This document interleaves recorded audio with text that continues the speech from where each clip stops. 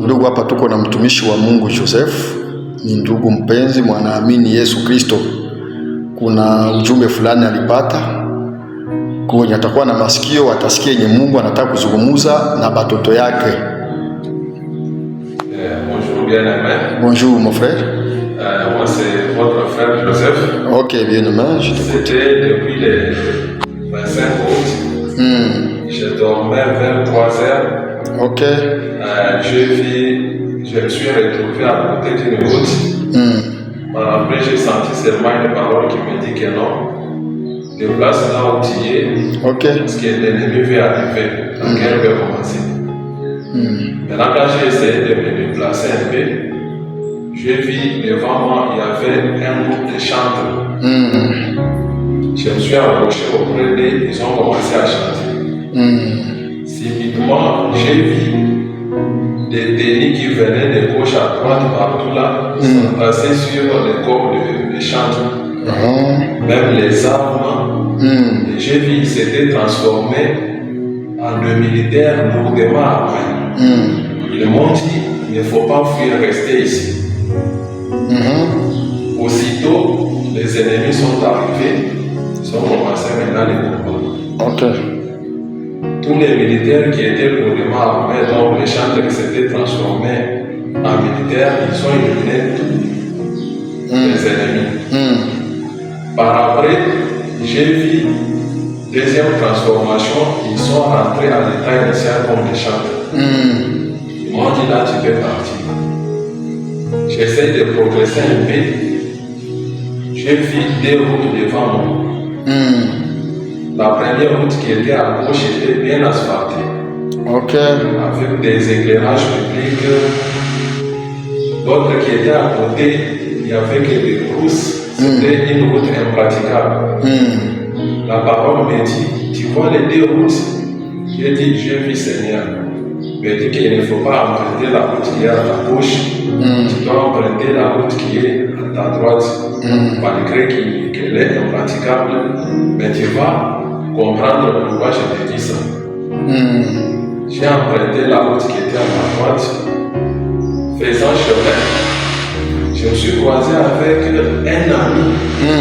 On s'était séparés avec lui il y a maintenant beaucoup d'années, depuis 2006. Maintenant, quel est ton nom? C'est ton nom? Son nom c'est François Kayembe. Ah, François Kayembe. Oui. La parole nous dit continuer. Maintenant, en continuant sur cette route qui était impraticable, on a vu encore d'autres ennemis commencer à nous suivre. Mais nous, on marchait rapidement sur cette route. Mais les ennemis, pour eux, c'était difficile de marcher sur cette route. La parole nous dit, est-ce que vous avez compris pourquoi? J'ai dit oui, Seigneur. On a essayé de continuer. Après, la parole nous dit, arrêtez-vous là où vous êtes. On s'est arrêté. Et les ennemis étaient restés à une longue distance. Maintenant, entre la route qui était impraticable et la route qui était asphaltée, il y avait une forêt au milieu. On nous dit que non, vous pouvez entrer dans cette forêt. On entre dans cette forêt, on a trouvé deux parcelles qui étaient clôturées. Toutes les parcelles étaient fermées. On nous a dit d'ouvrir la première parcelle. Ok. On entre dans la première parcelle, on a trouvé des jeunes gens qui étaient assis, tout le monde occupé à son travail. On a essayé de cibler toute la parcelle, c'était exactement la même chose. Tout le monde était occupé en train de travailler. On nous dit vous pouvez sortir, entrer dans la deuxième parcelle. On entre dans la deuxième parcelle, on a trouvé que la parcelle était vide, il n'y avait que des brousses. Même des oiseaux, il n'y avait rien.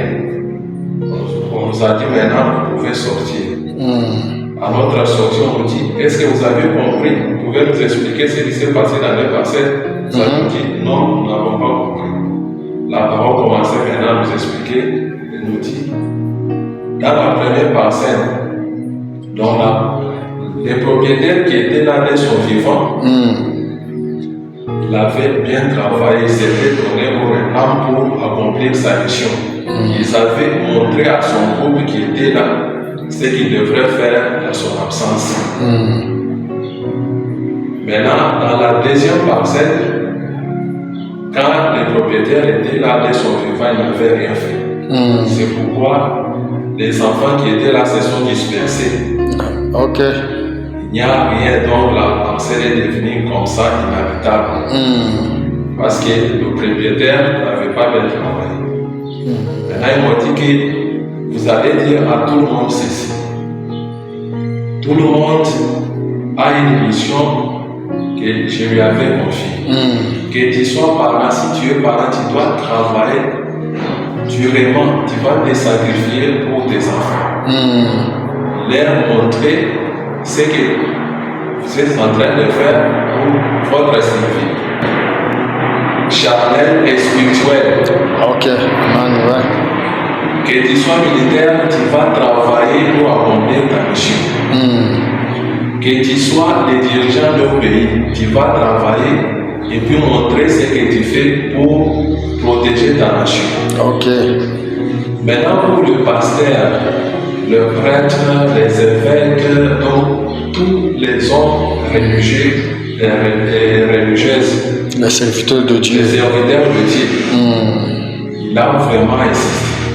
Il a dit qu'ils doivent marcher selon sa parole, selon sa volonté. Ok.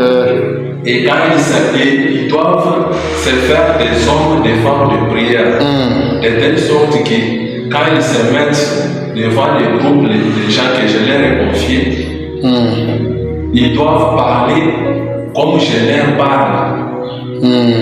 Là, ça va leur permettre pour sanctifier le groupe qui est devant eux, même eux aussi, à travers ma parole.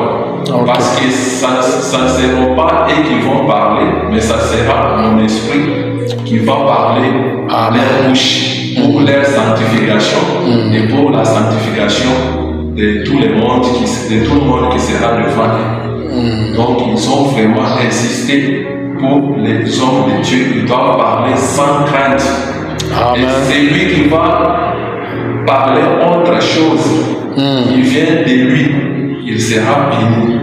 Okay. Et c'est lui qui va faire autre chose, que tu sois militaire, que tu sois qui, que tu sois président, que tu sois qui. Donc tu vas rendre compte, faute de n'avoir pas accompli ta mission correctement. Amen. C'est ça le message que j'avais. Ok. Merci bien-aimé, que le Seigneur vous bénisse. Amen. Merci. Merci aussi. Ok.